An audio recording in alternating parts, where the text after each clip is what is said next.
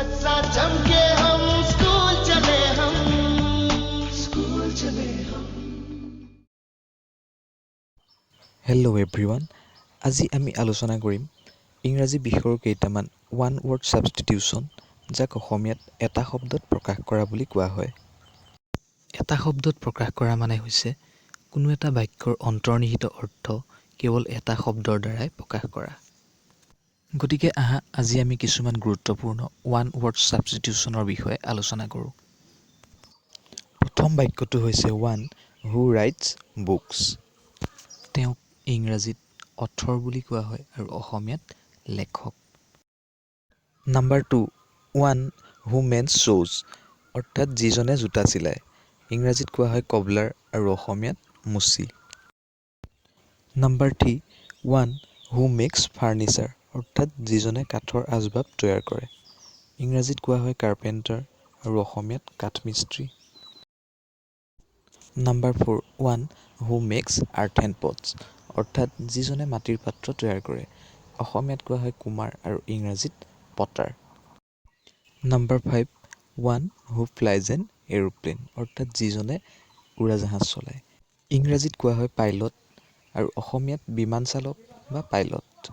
Number 6 one who writes novels অৰ্থাৎ যিজনে উপন্যাস লিখে। অসমীয়াত কোৱা হয় ঔপন্যাসিক আৰু ইংৰাজীত novelist. Number 7 one who foretells things by the stars planet etcetera অৰ্থাৎ যিজনে গ্ৰহ নক্ষত্ৰৰ ওপৰত ভিত্তি কৰি ভৱিষ্যবাণী কৰে। তেওঁক কোৱা হয় এষ্ট্ৰলজাৰ আৰু অসমীয়াত জ্যোতিষী। Number 8 one who travels in space যিজনে মহাকাশত ভ্ৰমণ কৰে। তেওঁক কোৱা হয় এষ্ট্ৰনাট আৰু অসমীয়াত মহাকাশচাৰী।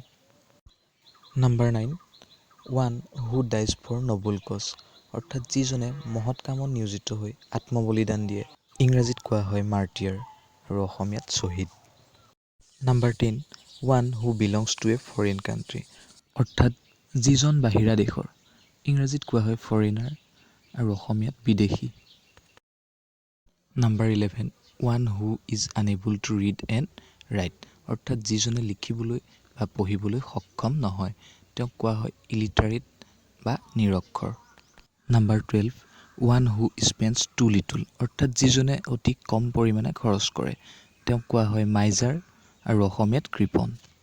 Number 13 one who rights poetry অৰ্থাৎ যিজনে কবিতা লিখে।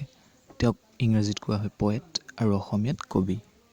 Number 14 one who carries burden for hire অৰ্থাৎ যিজনে ভাড়াৰ বিনিময়ত বোজা কঢ়িয়াই দিয়ে। তেওঁক কোৱা হয় পৰ্টাৰ বা কুলি।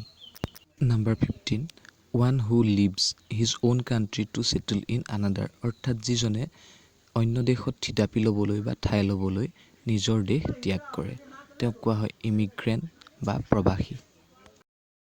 এনেধৰণৰ ওৱান ৱৰ্ড ছাবষ্টিটিউশ্যন বিভিন্ন ধৰণৰ কম্পিটিটিভ এক্সামত প্ৰায় আহি থকা দেখা পোৱা যায়।